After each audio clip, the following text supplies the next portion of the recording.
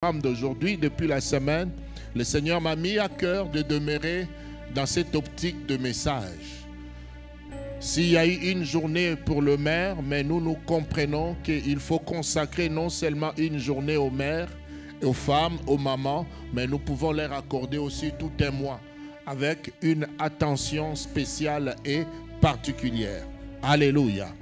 Et surtout que dans notre communauté, nous n'avons pas encore eu le temps de lancer ou l'occasion de lancer le département des mamans, de femmes, pour essayer de bien parler et de bien donner le message qu'il faut pour préparer et nos jeunes sœurs et nos mamans et tous ceux qui sont déjà mères à pouvoir bien vivre et pleinement leur identité et leur mission que Dieu nous a donné tous sur la terre. Amen. Alors, bien-aimés, si je ne me trompe pas, et si nos mémoires sont fraîches, nous sommes en train de parler de la mère ou de la femme. Amen. Nous avons dit la dernière fois ici, frères et sœurs, que toute femme n'est pas une mère. Nous avons dit aussi, mais toute mère est une femme. Et nous avons dit et précisé une chose très importante en disant ceci, que toute femme est potentiellement une mère. Alléluia. Si vous voulez être une mère, une femme et une bonne femme et une bonne mère, il est très important de savoir et de comprendre votre mission. Et pour comprendre votre mission sur la terre, vous devez saisir et assimiler votre identité. Quelle est votre identité? Nous n'allons pas considérer les identités ici comme le monde le font aujourd'hui, parce que la Bible nous dit dans Romains chapitre 12 que nous devons faire très attention de ne pas nous conformer au siècle présent. Alléluia. La Bible dit, faites attention, ne vous conformez pas au siècle présent, mais soyez transformés par le renouvellement de l'intelligence, afin que vous sachiez ce qui est bon et ce qui est mauvais, ce qui est agréable et ce qui n'est pas agréable. Si nous considérons l'identité de la femme ou de l'être humain aujourd'hui par rapport au monde dans lequel nous nous retrouvons, mes frères et sœurs, le monde est perverti aujourd'hui. Au lieu d'avoir simplement une femme et un homme, et aujourd'hui nous n'avons pas que ça. Nous avons aussi une troisième créature ou création que les hommes influencés par le diable a pu imposer dans le monde et surtout particulièrement qui a pris de l'ampleur à l'Occident, où nous avons ce type des hommes ou de femmes qu'on appelle les genres. Genre, ça veut dire transgenre. Ou sur Facebook ou sur les réseaux sociaux, j'ai vu un monsieur dans un magasin, il voulait fermer, alors il fait l'annonce pour dire, j'ai dit aux femmes et aux hommes que bientôt nous allons fermer. Après il dit, non, seulement aux femmes et aux hommes qui pensent qu'ils sont des hommes et aux hommes qui pensent qu'ils sont des femmes. Alléluia. Donc nous sommes dans une confusion dans le monde aujourd'hui où la vraie identité de la femme a été détruite et certaines femmes se permettent de vivre comme des hommes et d'autres se permettent de vivre comme des femmes et d'autres hommes se permettent de vivre comme des femmes. Et si tu lui dis que tu es un homme, il se fâche et dit, qu'est-ce qui te prouve que je suis un homme? Et toi, tu dois l'appeler femme et homme. Alléluia. Est-ce que vous savez que cette histoire d'homosexualité est un envoûtement, est une malédiction de la Bible et qui vient de Dieu? Savez-vous cela? Beaucoup de chrétiens ne savent pas. Beaucoup de chrétiens ne comprennent pas. J'ai vu même beaucoup de gens ont manqué de débat. Il y a des gens, seulement par le fait qu'une femme se comporte comme un homme, ou bien un homme se comporte comme une femme, il y a des gens qui trouvent ça aberrant et qui ne trouvent pas ça juste ni correct. Mais sur quelle valeur ou écrit biblique vous allez vous appuyer pour dire à ces gens-là que Dieu n'est pas d'accord avec vous? Pour certaines personnes, ils pensent que non, c'est vous qui ne voulez pas. Mais c'est Dieu qui nous a créés comme ça. Et c'est vous qui voulez nous faire du mal. Dieu ne nous tue pas. Dieu nous garde encore en vie.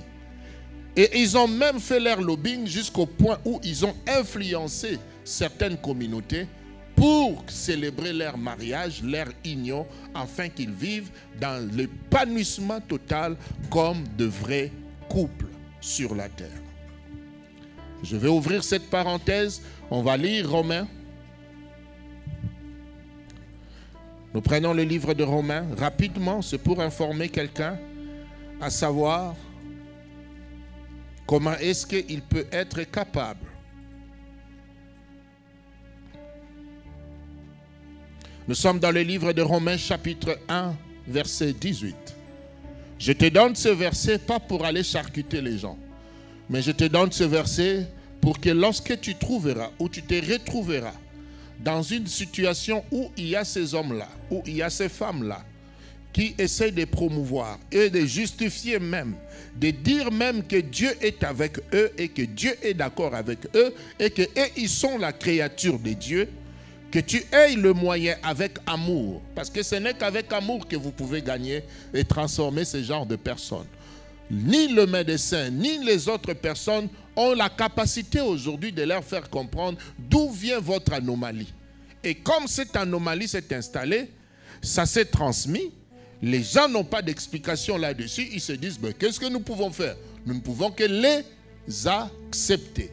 Il y a eu des parents qui ont été exposés à cette situation, vivant avec leur enfant. Tu vois, tu vis avec ton enfant, tu te dis que j'ai une fille à la maison, j'ai une fillette à la maison. Ça grandit, tu la vois encore une fille.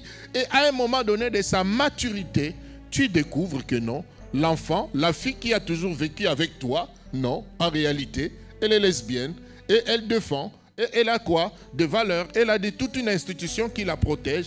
Du coup, tu as perdu ton enfant. Quel gâchis, quelle douleur.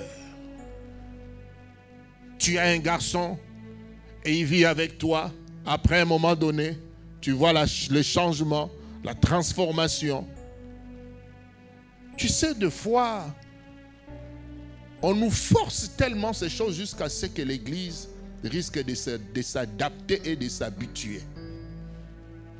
Pareil au divorce des hommes de Dieu.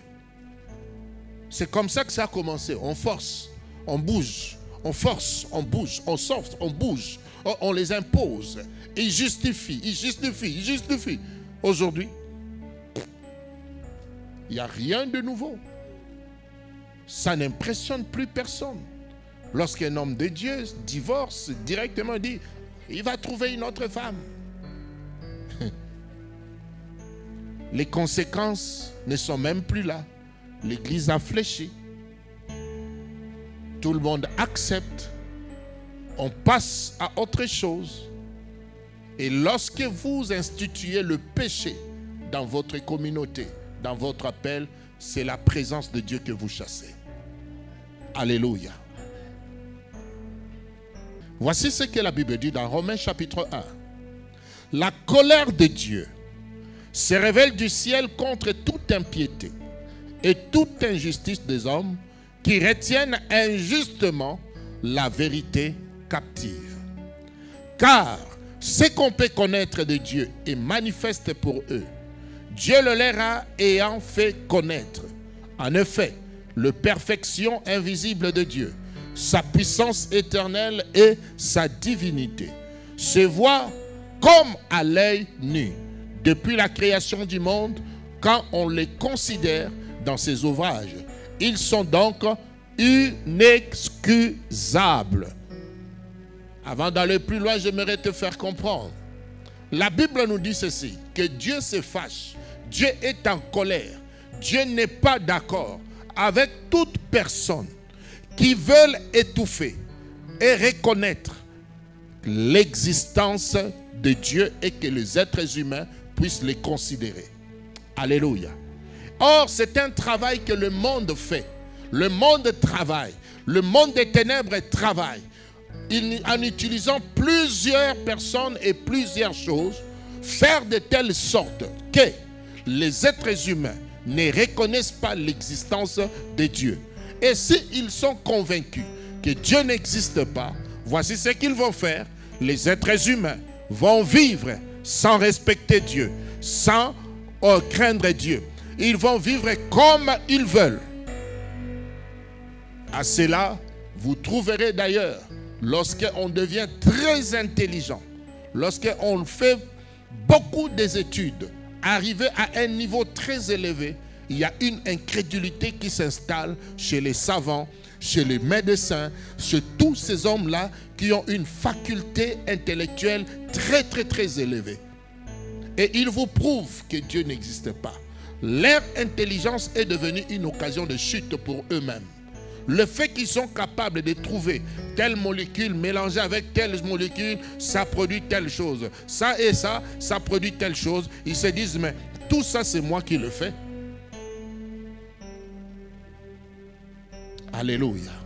Alors Dieu dit, je suis fâché contre eux. Or, si les gens veulent savoir que moi, Dieu, j'existe, ils n'ont qu'à regarder autour d'eux la création. Alléluia. C'est comme ça qu'il dit, s'ils veulent croire que moi j'existe, arrêtez vos débats inutiles. Montrez-leur simplement leur environnement. Là où ils sont en train de vivre.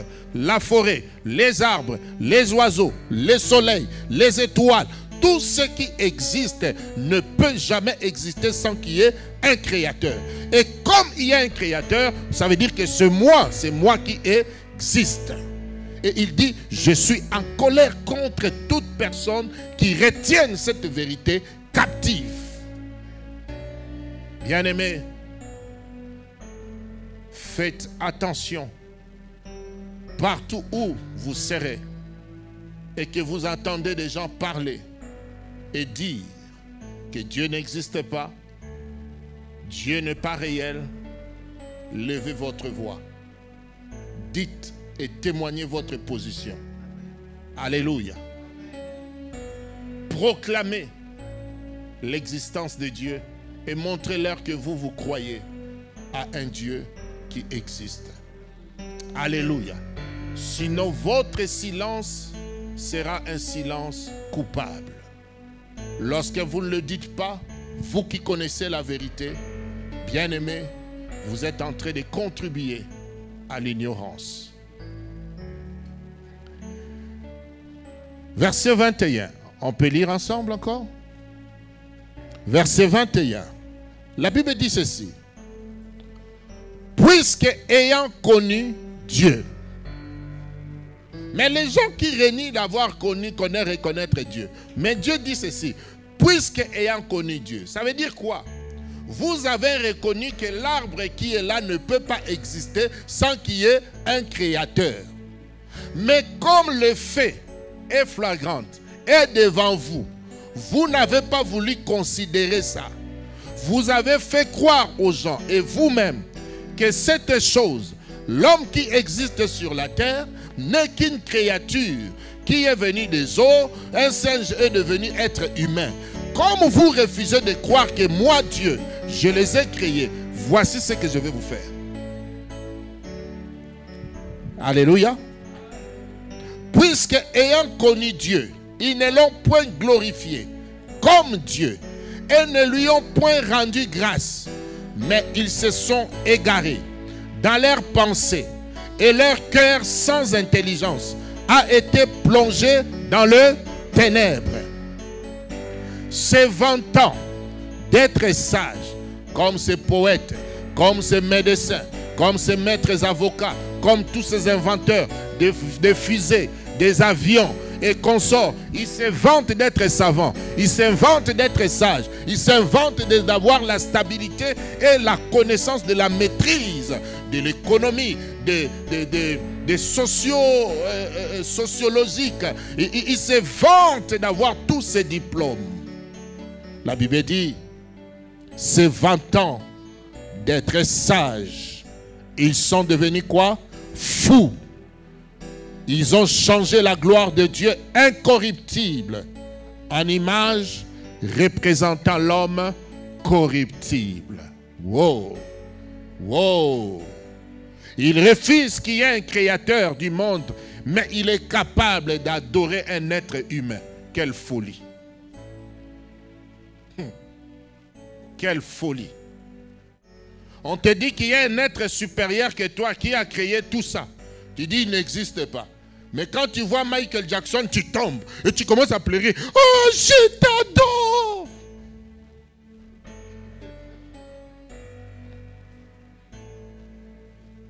Liboma. Vous pouvez imaginer ça? Il est prêt à payer les prix, même de sa propre vie, pour un autre être humain.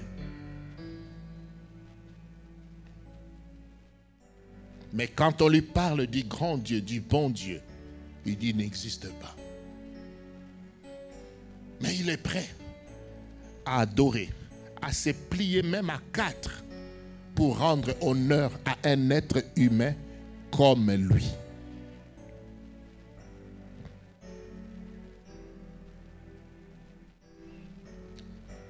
Verset 23.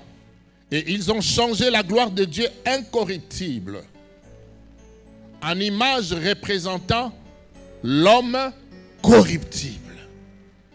Non seulement il est capable d'adorer un être humain, des oiseaux. Ah. Ça c'est drôle ça. Des oiseaux. Il refuse Dieu. Il adore l'être humain et il aime aussi même donner l'honneur qu'il doit donner à Dieu à un oiseau. L'aigle.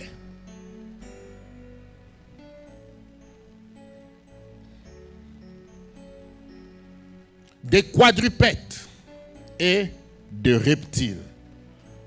Voici les conséquences. Lorsqu'on prend la gloire et l'honneur qu'on voulait donner à Dieu, vous le donnez aux hommes et vous le donnez à des idoles qui ont pris la place de Dieu dans votre cœur, dans votre famille, dans votre nation, dans votre continent, dans votre vie.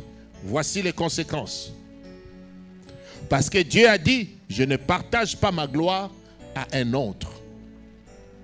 Je ne le partage jamais. Verset 24. C'est pourquoi Dieu les a livrés à l'impurité, selon les convoitises de leur cœur, afin qu'ils déshonorent eux-mêmes leur propre corps. Eux qui ont changé la vérité de Dieu en mensonge et qui ont adoré et servi la créature au lieu du Créateur, qui est béni éternellement. Amen. Verset 26. C'est pourquoi Dieu les a livrés à des passions infâmes, car leurs femmes ont changé l'usage naturel à celui qui est contraire nature. Et de même les hommes, abandonnant l'usage naturel de la femme, se sont enflammés dans leurs désirs les uns pour les autres, commettant homme avec homme des choses infâmes et recevant en eux-mêmes le salaire qui méritait leur égarement. Comme ils ne se sont pas souciés de connaître Dieu, Dieu les a livrés à leur sens réprouvé pour commettre des choses.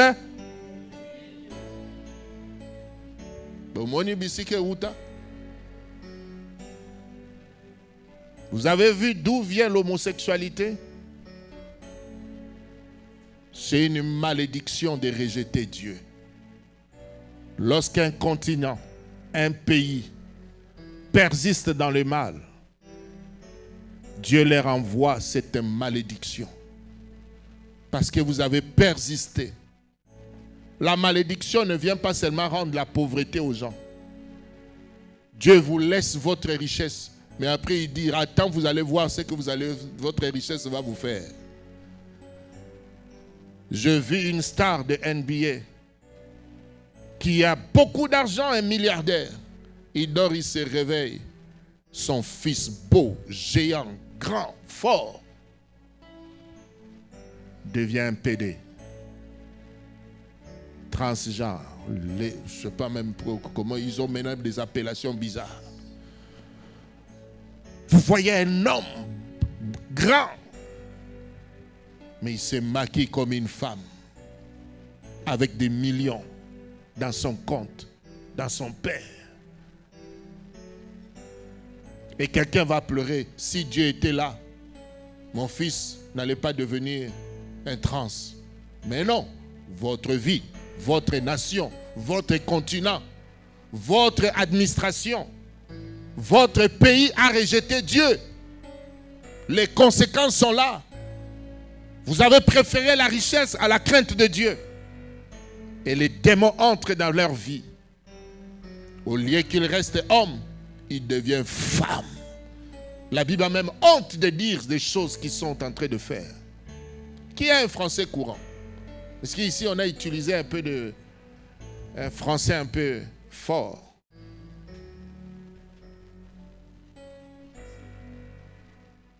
Le français courant. Je vais essayer de voir le semeur.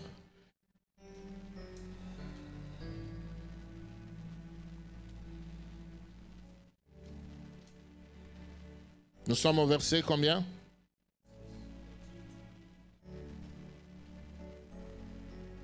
Je prends le verset 25. Écoutez ce que j'ai trouvé dans la Bible de Semeur. Oui, ils ont délibérément échangé. C'est-à-dire ils ont volontairement changé la vérité concernant Dieu contre le mensonge. Et ils ont adoré la créature et lui ont rendu un culte au lieu du Créateur, lui qui est béni éternellement. Amen. Voilà pourquoi Dieu les a abandonnés à des passions avilissantes. Là-bas, c'est combien? Déshonorantes.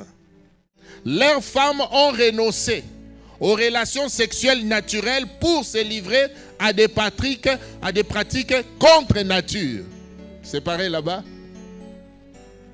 Les hommes de même, délaissant les rapports naturels avec le sexe féminin, se sont enflammés de désirs les uns pour les autres.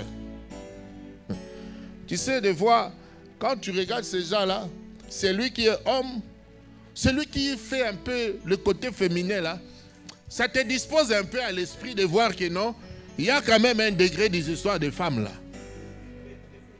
Et même toi-même quand tu regardes, tu dis, il est comme une femme, hein? Mais il y en a d'autres. Tu regardes comme ça, la barbe, il est musclé. Or, deux fois, tu ne peux même pas soupçonner. Tatouage, tablette de chocolat. Tu le croises comme ça, toi tu dis, waouh, mon bal il a télé bien. Or, deux fois. D'où vient cette chose? Cette crise d'identité? Le fait qu'ils ont refusé de reconnaître Dieu dans leur vie. C'est pour cela que je t'interpelle. Toi qui joues dedans, des fois dans l'église, tu es comme une chauve-souris. Des fois tu crois, des fois tu ne crois pas. On ne sait même pas si tu es chrétien ou pas. Si tu blagues comme ça, tu ne sais pas à quel moment ces démons-là peuvent passer te visiter. Alléluia. Il faut l'apprendre, non?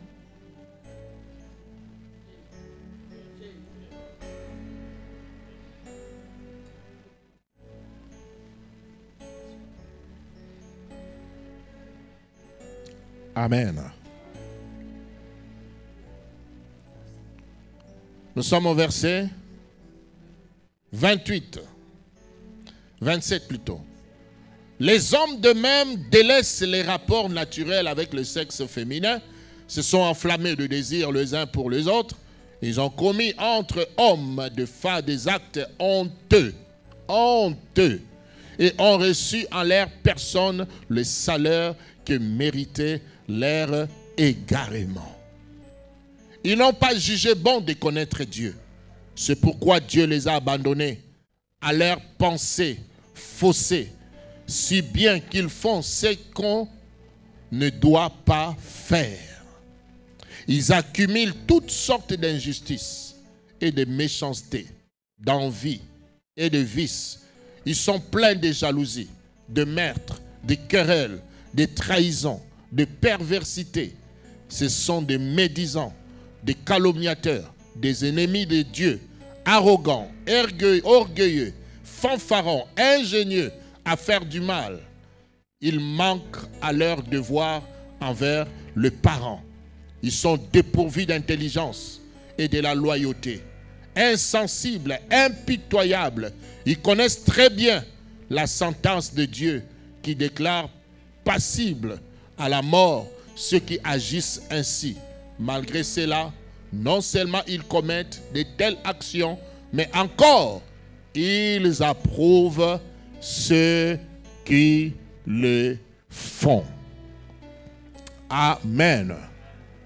C'est pour cela, lorsque, bien-aimés, nous sommes là, nous parlons de l'identité de la femme, nous ne pouvons pas nous empêcher de vous ramener dans cette identité réelle que Dieu a créé une femme et Dieu a créé un homme.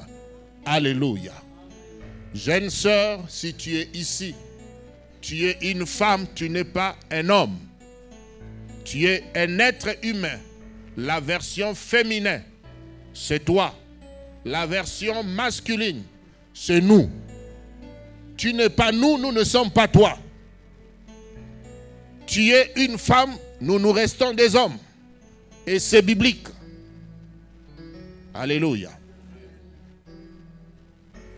Ainsi, nous étions en train de dire que si une femme ne connaît pas son identité, elle ne pourra pas être une bonne et merveilleuse mère.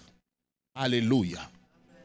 Même si nous nous permettons de célébrer le maire, même si nous nous permettons de consacrer tout un mois à la femme, mais laissez-moi vous dire, toi tu vas le célébrer simplement par la forme, mais le fond ne te sera pas destiné. Alléluia. Et un des moyens pour être une bonne mère, il faut d'abord commencer par être une bonne femme. Et pour être une bonne femme, il faut que tu connaisses ta vraie identité. Alléluia. Et partout où vous êtes, ne vous conformez pas au siècle présent. Ne gardez pas un silence coupable. Parce que la Bible dit, ils soutiennent même ce que les autres la font. Alléluia. Alléluia. Je sais que c'est compliqué. Je sais que c'est difficile. Dans le monde où nous sommes en train de vivre, bien-aimé, mais tu dois le savoir, la Bible nous dit de condamner. D'ailleurs, ces gens-là ne nous imposent pas. Il faut montrer clairement aussi, de la même manière que lui veut être ce qu'il veut, toi aussi, tu veux être ce que toi tu veux. Dans tes valeurs, on ne peut pas être des amis. Est-ce que quelqu'un me comprend? Va chercher tes amis qui acceptent ce genre de choses. Si le travail nous unit, restons dans les relations de travail. Parce que votre attitude va interpeller quelqu'un, à savoir, pourquoi lui me rejette? Pourquoi lui ne me parle pas? Le pourquoi peut déclencher quelque chose en lui, afin qu'il se mette en cause pour comprendre réellement qu'est-ce que je dois comprendre sur moi. Est-ce que je suis dans la perdition ou je vis normalement? Amen.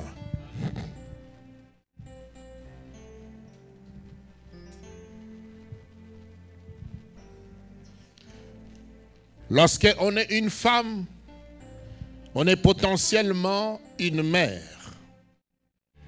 Mais j'aimerais te dire ce qu'est une femme et ce qu'est une mère et ce qui est une maman. Ces 3 points très importants vont nous aider et à savoir donner de la valeur et donner encore du bon sens à nos mamans, à nos sœurs.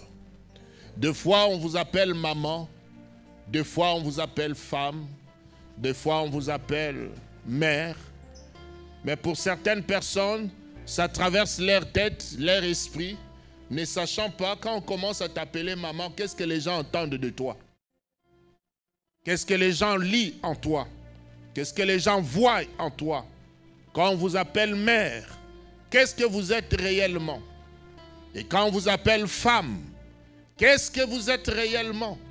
Jésus même a eu appelé à sa maman femme. Qu'est-ce qu'il y a entre toi et moi? Il n'a pas dit mère, mais il a dit femme. Qu'est-ce qu'il y a entre toi et moi? Mon heure de miracle n'est pas encore arrivée. Alléluia. J'ai essayé de faire ces recherches pour vous. Voici ce que représente une mère. Une mère, c'est celle qui donne la vie et porte le poids de notre existence pour que nous venions au monde. Alléluia. Une mère est différente d'une femme. La femme, c'est le féminin de l'homme. Alléluia. C'est pour cela, les dimanches passés, j'avais dit aux hommes, faites attention. Les femmes ne sont pas des sous-hommes. Les femmes ne sont pas des objets. Les femmes sont des êtres vivantes, comme toi et comme moi. Dieu les a créés avec une mission d'être qui? Des aides semblables. Alléluia. Voici une de votre mission et votre identité. Vous êtes des êtres qui doivent apporter le soutien pour qu'un homme arrive à atteindre sa destinée. Vous avez de la valeur. Vous n'êtes pas n'importe qui et n'importe quoi. Si je dois faire 10 pompes, j'arrive à 9. Je n'arrive pas. Mais si ma femme vient me tenir, me ramène et me fait descendre, c'est grâce à elle que j'ai pu atteindre 10 pompes. Alléluia. Ça veut dire qu'elle n'est pas faible. Elle a une force qui me manque. C'est pour cela que Dieu n'a pas eu honte de dire, celui qui trouve une femme, trouve le bonheur. Alléluia. Si tu ne trouves pas une femme, le bonheur que tu as est incomplet. Si tu ne trouves pas une femme, le bonheur que tu as n'est pas complet. Et quand je dis femme, ce n'est pas n'importe quelle femme. C'est réellement la femme selon la pensée de Dieu. Parce que la Bible dit, on peut hériter maison, richesse de ton père et de ta mère. Mais la femme vertueuse, la femme de distinction est un don de Dieu. Alléluia. Alléluia. Lorsque tu vis femme, cherche à voir si toi tu peux être un don de Dieu. Ne sois pas ce genre de femme qui vient dans la vie des gens pour tout absorber, pour tout détruire dans ton passage. Je vois sur TikTok, je vois sur réseaux sociaux, si on te les micros, qu'est-ce que tu vas dire de ton ex? Et qu'il aille mourir, qu'il aille ceci. Oh. Est-ce que tu regrettes ton ex? Jamais. Le jour de sa naissance, je maudis. Oh.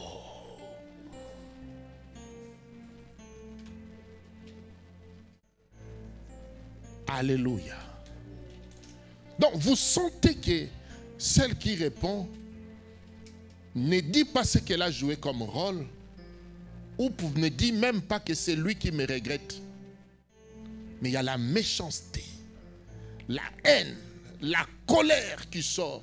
C'est une expérience à regretter.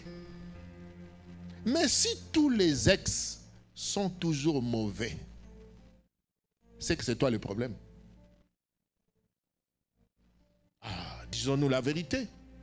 Tout le monde ne peut pas être mauvais.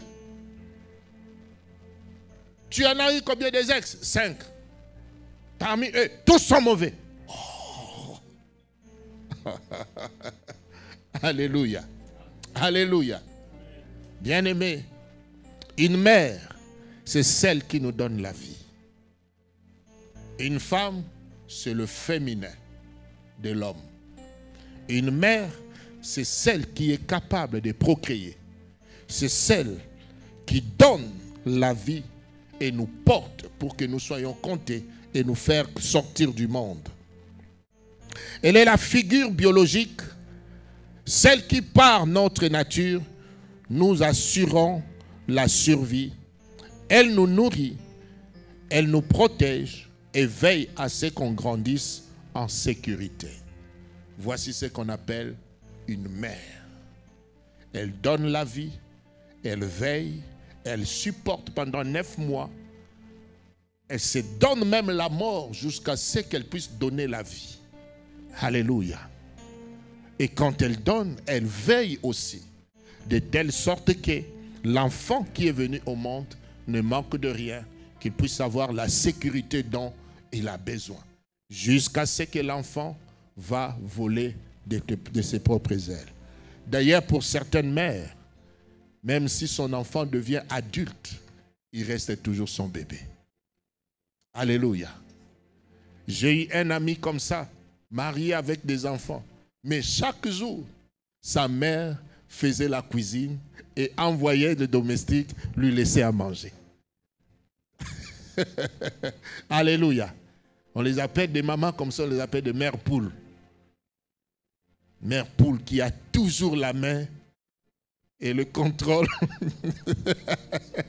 sur son fils et ses enfants. Alléluia. Donc les mamans disent que c'est déjà mauvais. Amen. Est-ce qu'on peut avancer? Une mère est indispensable et une ancre dans la tempête de la vie. Vous savez, lorsque vous grandissez, l'enfant commet des erreurs, l'enfant connaît presque rien, il tâtonne de gauche à droite, il pense toujours avoir raison, même quand le papa, parce que nous, le papa, de fois, on ne supporte plus.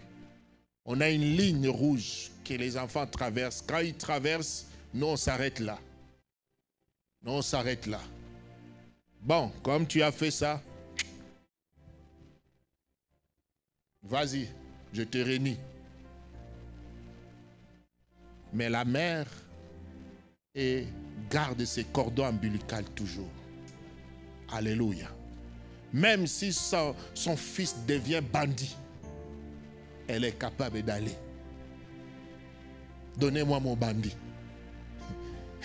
Donnez-moi mon koulouna là. Je vais le garder pour moi-même. Je sais que quand je lui ai donné vie, il n'était pas comme ça. Je connais l'enfant que moi j'ai donné naissance.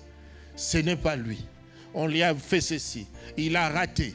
Et elle peut être capable de tout faire pour récupérer son koulouna qui est son bébé, qui est son chéri.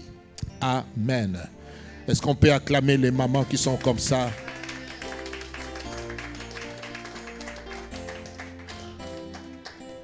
La différence aussi entre une mère et une maman. N'est-ce pas que souvent on appelle certaines personnes sans qu'ils soient votre mère, ça veut dire sans qu'ils puissent vous donner naissance biologiquement, mais quand vous regardez, vous l'appelez qui? Maman. Alléluia. Une mère peut être à la fois une femme, peut être une mère, mais peut être aussi une maman. Qu'est-ce que veut dire maman? Maman, voici ce que j'essaie de trouver pour nous. Maman, c'est plus qu'un titre biologique. Maman, c'est un titre qu'on mérite par un amour inconditionnel, un amour manifeste, un amour patient et un sacrifice continuel. Alléluia. Lorsque tu es en face d'une femme qui a les qualités d'une maman, la première des choses que vous allez recevoir de cette personne, c'est d'abord un amour. C'est pour cela un homme ou une personne peut te présenter, voici ma mère et voici ma maman. Voyez?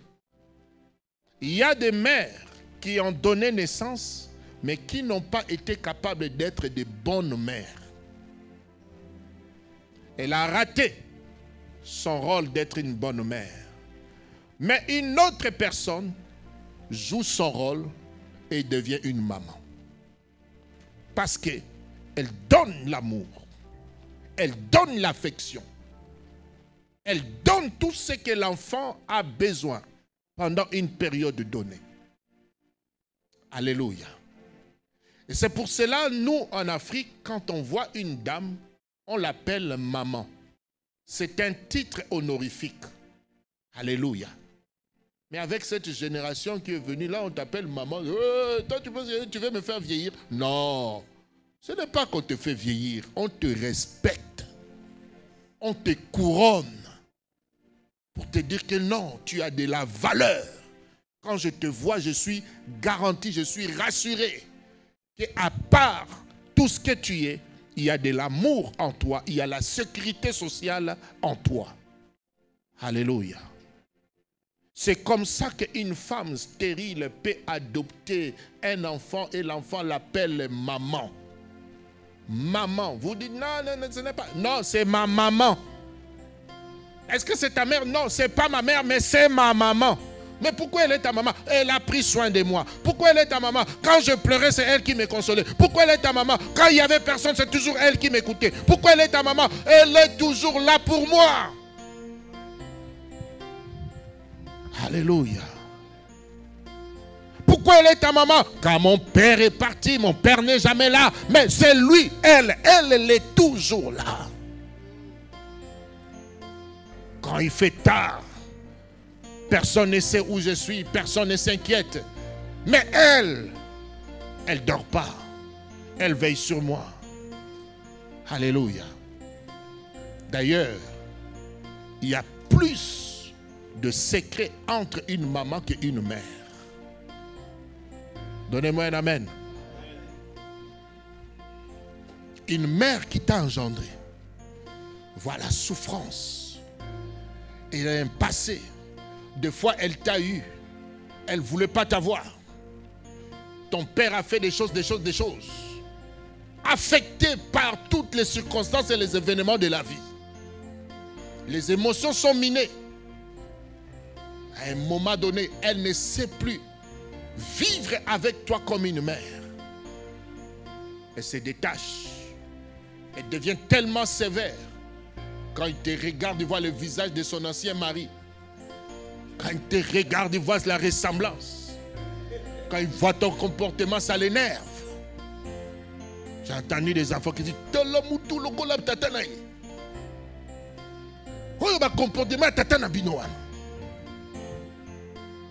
du coup, le rôle qu'elle devait jouer de la mère baisse.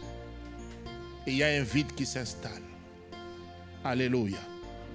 Mais vous allez voir la même personne, même enfant, partage avec une autre maman, avec une autre femme, toute sa vie, les détails de sa vie. Mais avec sa propre mère, il ne partage pas. Pourquoi? Elle a trouvé.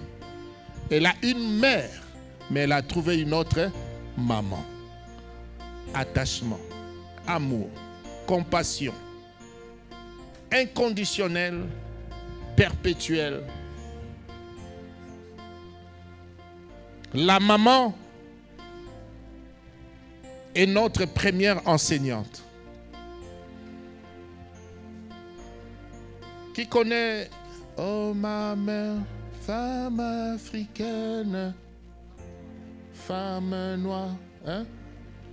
Qui se rappelle encore de ça?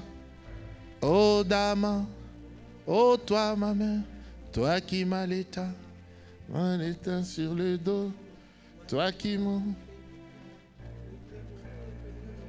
Le premier pas. Oh Dama, oh toi ma mère. La maman, c'est votre première enseignante. Alléluia. Alléluia. C'est elle qui t'apprend le premier mot. C'est elle qui t'apprend, qui apprend à t'écouter même quand tu parles mal. Elle sait comprendre et lire toutes tes expressions que l'homme ne peut pas comprendre. Elle dit da da da da da. Elle a dit ça. Oh, comment toi tu comprends ça? Bah, bah, bah, bah, bah, bah, bah. Elle demande de l'eau. Oh! Une savante. Acclamons pour les mamans. Oh! Amen. La maman est notre première enseignante et notre première interprète. La maman est notre première confidente. Alléluia. Vous savez, nous, le papa, nous sommes toujours sur notre trône. Entre guillemets, de vrais papas. Parce qu'il y a des papas qui portent des jupons. Il y a des papas qui sont là et leur présence égale à leur absence. Alléluia. Mais il y a des papas qui sont sur le trône. Faites vos bêtises et vos bruits là-bas. Chez moi, ce sont les dossiers sérieux qui montent. Je reste dans les grandes lignes. Un tel avait dit, un tel avait dit. Je balaye tout. L'autre est fâché, l'autre est... Il a été à l'école, oui. Ses résultats sont combien? Échec. Viens ici. Assis-toi là. Pourquoi tu as échoué? Oh, papa, tais-toi! Tu sais combien coûte le Minerval? Alléluia. Papa Kaïm se retrouve.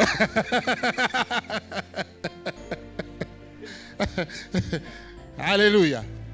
Alléluia. Oh, mais le papa dit Amen. Le papa reste dans les grandes lignes.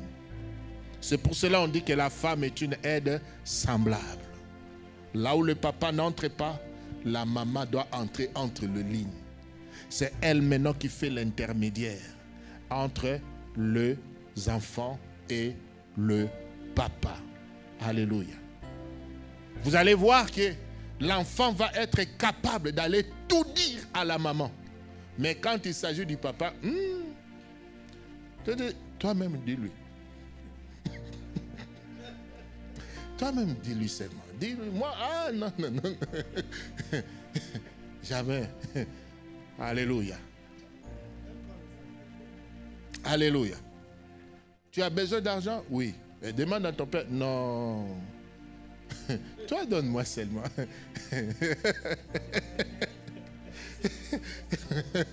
Amen. Amen. Mais dites Amen. Oh, vous ne voulez pas que je parle?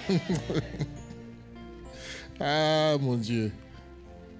La maman, une maman est un refuge. Alléluia. Une maman est un refuge. Elle protège. C'est-à-dire, la femme a une capacité, elle n'a pas seulement besoin de procréer. Vous comprenez?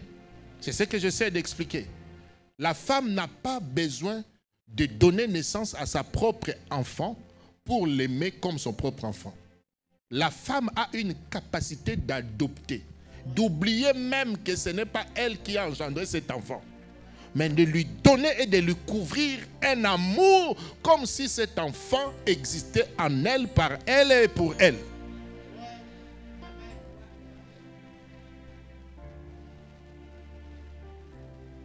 Et lorsque cela arrive, elle devient un refuge. Regardez Jésus.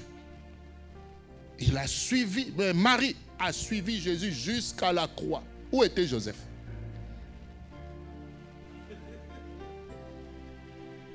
Mais quand on nous dit là, lion de la tribu de Judas, c'est à partir de Joseph.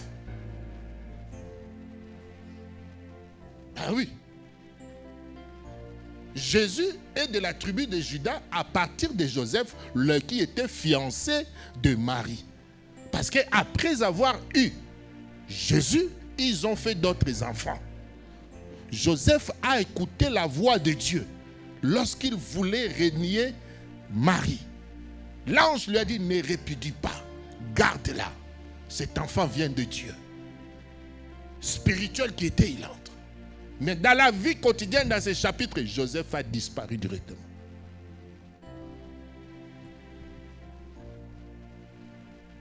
Et quand même on demandait, mais où est ton frère? Où est on ne parlait plus de Joseph. Non, non, non.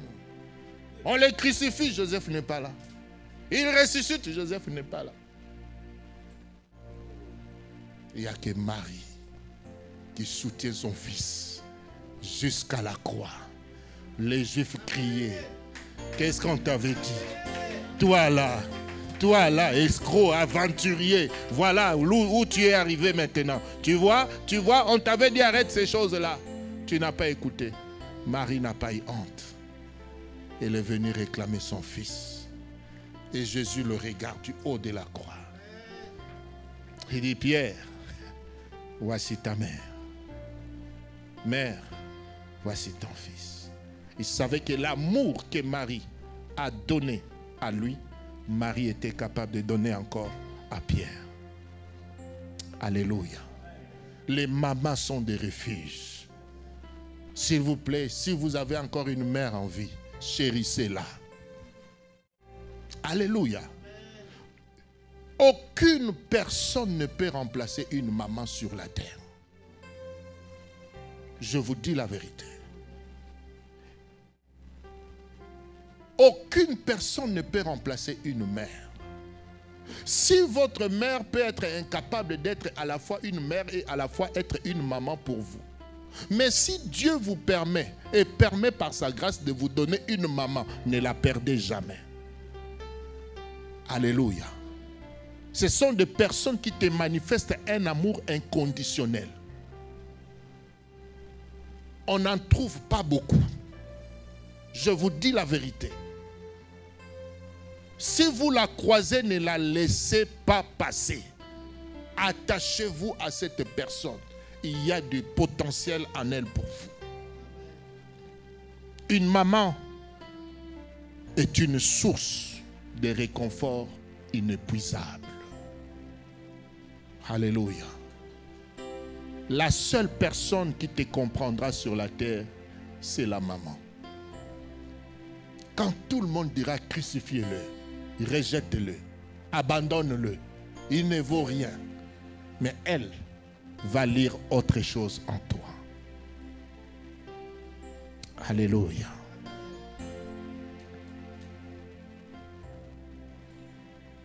Wow.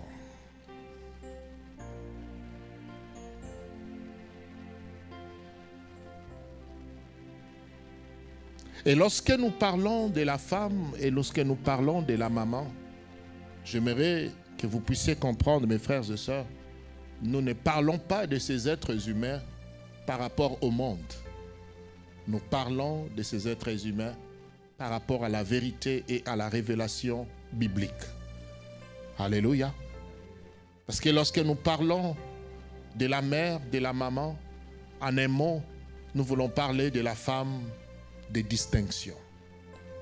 Une maman, c'est une femme de distinction. C'est une femme qui est différente de toute autre femme. Et si nous restons seulement selon la société humaine, lorsqu'on veut parler de femmes de distinction, ça va être déséquilibré. Amen. La politique va vous présenter une femme de distinction par rapport à ses postes qu'elle a eus dans le gouvernement. Grande dame, Premier ministre, Madame Thatcher.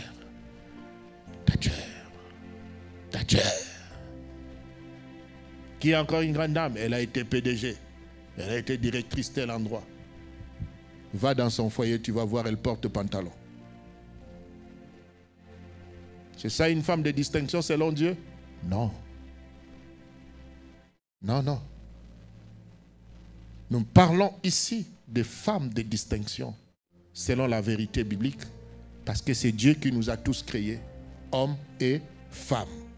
Et si on doit être meilleur, on ne doit pas seulement être meilleur selon les hommes, mais on doit être équilibré, être meilleur devant Dieu et être meilleur aussi devant les hommes. La Bible nous dit quoi? Jésus-Christ grandissait comment? En sagesse et en stature devant Dieu et devant les hommes. Tu ne dois pas être déséquilibré.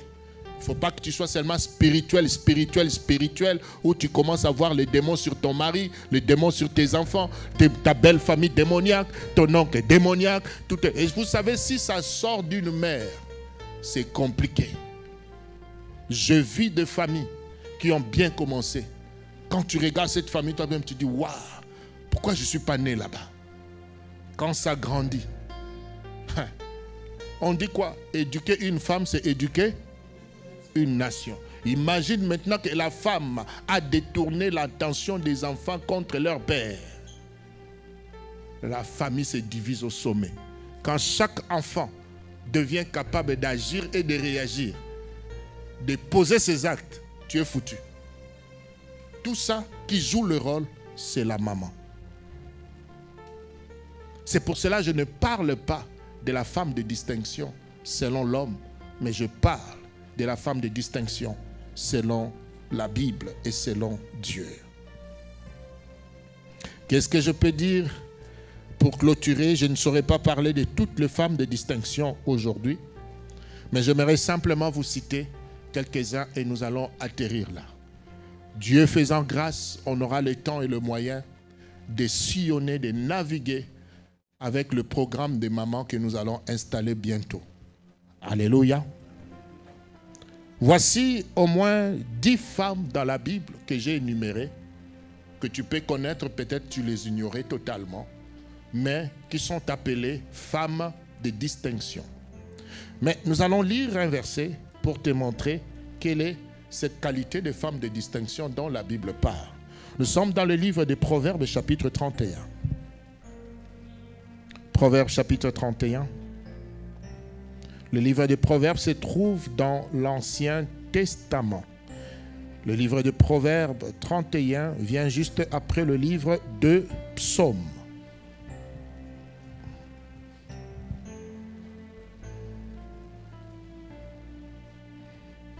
La femme vertueuse. La femme de distinction.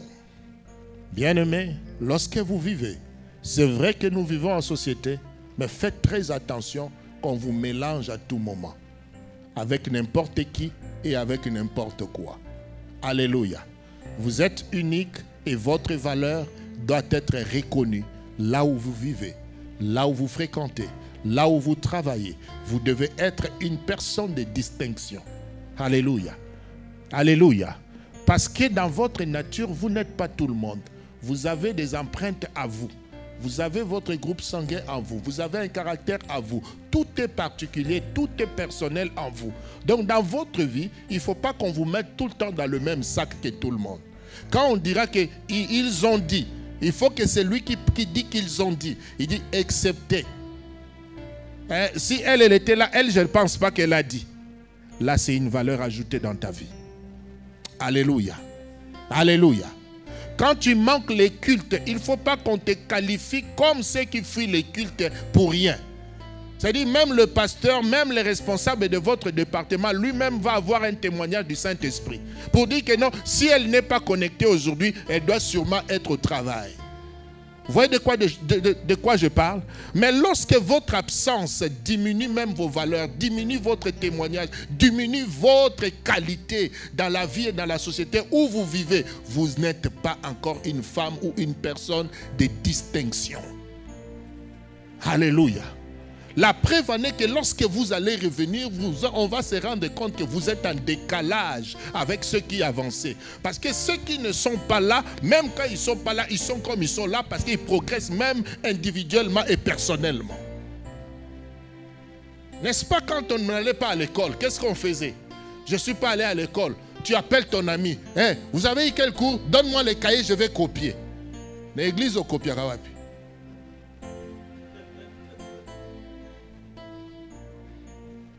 Quand tu rates les cultes, est-ce que tu nous suis en ligne? Jamais.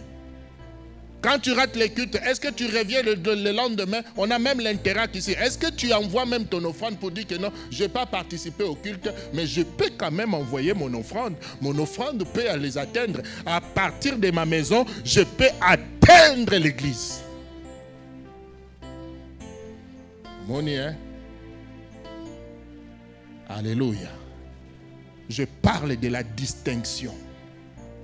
Quand tu attends quelqu'un à étudier, il est arrivé avec tout le monde, mais à son sujet, on dit il a distingué.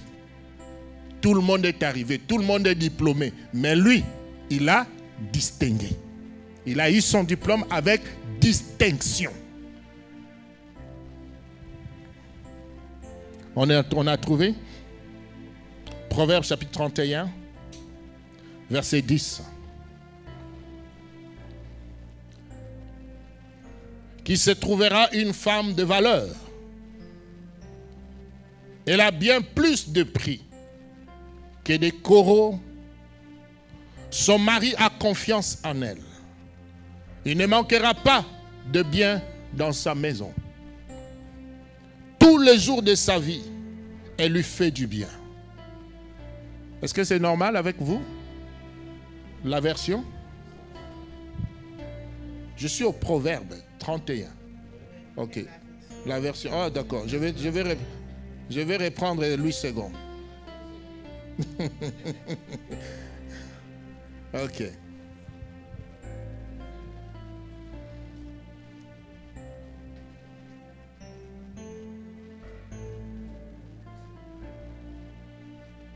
La femme vertueuse, c'est ça? Hein? Voilà. C'est la femme de distinction.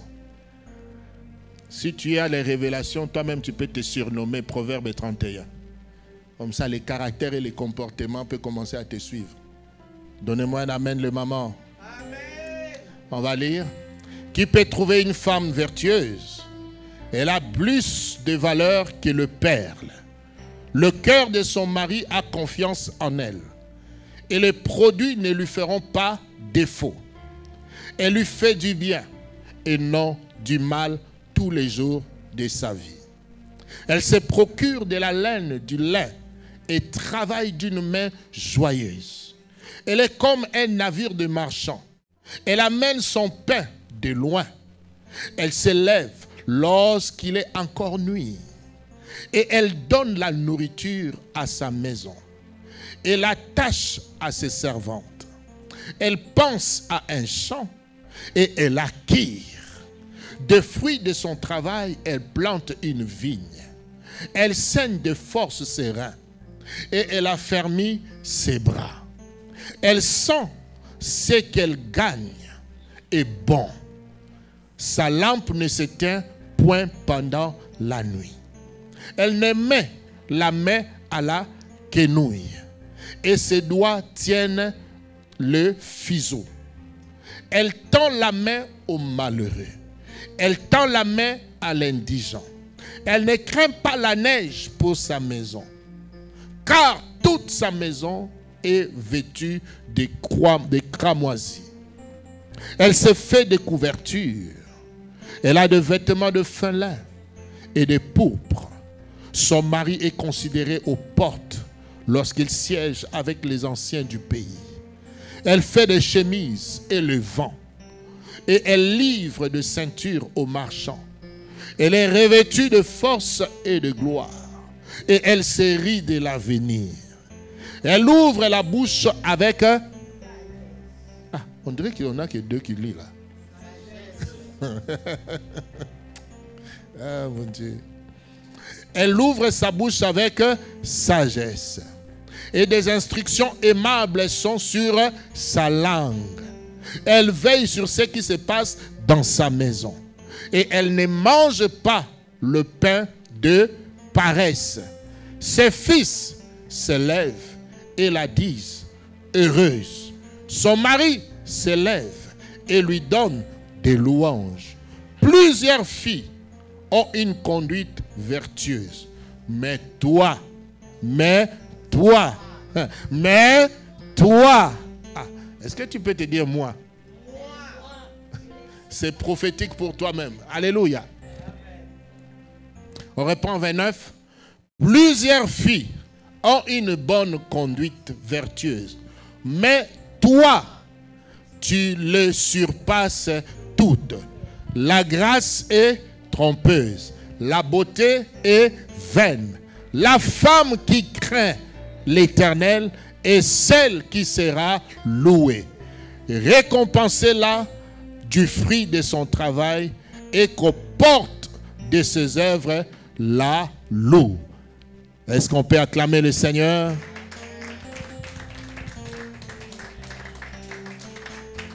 Amen.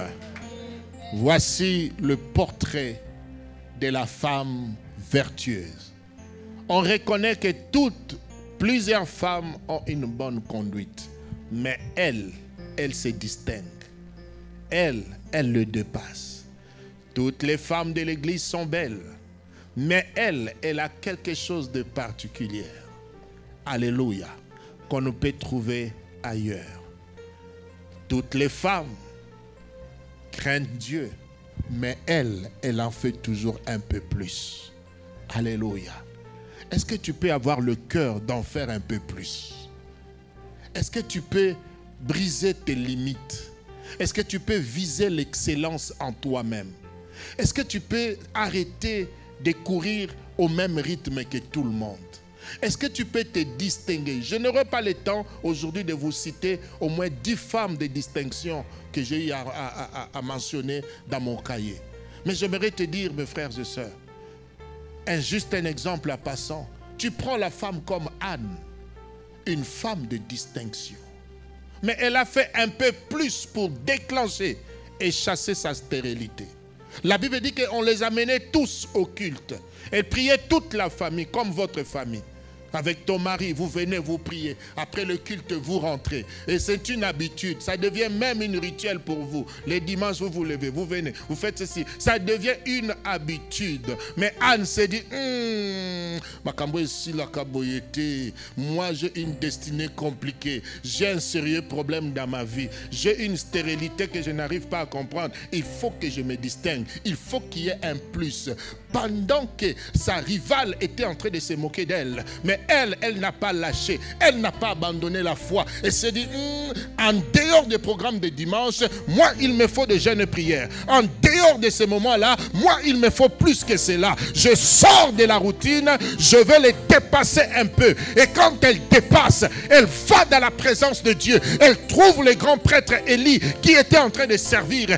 Anne était en train de prier. Elle ne priait plus avec sa bouche, elle priait avec ses larmes. Elle avait une prière liquide, une prière qui touche le trône de Dieu, une prière qu'aucun serviteur ne peut comprendre. Lorsque le prophète l'a vu, lorsque le sacrificateur l'a vu, il n'a pas compris. Il dit, oh, cette femme est ivre. Il dit, oui mon frère, oui mon père, je suis ivre de douleur. J'ai un problème qui me distingue des hommes. Et c'est pour cela que j'ai une attitude de distinction. Élie s'est repenti, il dit, hey, je ne savais pas qu'il y avait ce genre de femmes qui pouvaient prier avec le larme. Et Élie l'a béni. Il dit, ce que tu demandes à Dieu, que Dieu te l'accorde. Et il lui a donné un fils, un Samuel, un grand homme, qui a 2 livres dans la Bible. Deux livres dans la Bible. Un Samuel, un grand prophète. Pourquoi? Parce que sa maman s'est distinguée à ne pas être comme les communs des mortels. Que Dieu bénisse sa parole.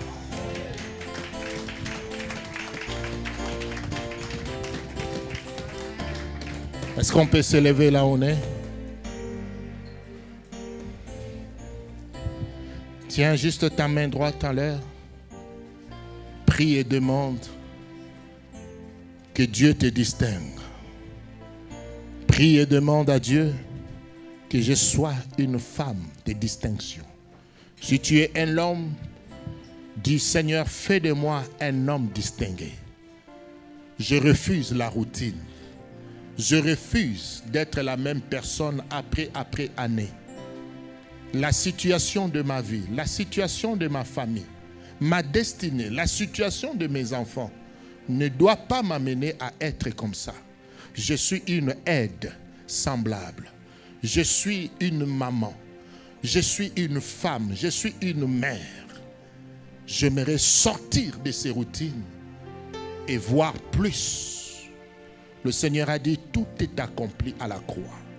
Qu'il vous soit fait selon votre foi. Est-ce qu'à travers cette parole qui est sémée dans vos cœurs, Est-ce que tu peux harmoniser ton désir, ta volonté, ta soif et le plan de Dieu dans ta vie? Élève ta voix, prie le Seigneur maintenant. Dieu est là, il t'écoute. Vas-y.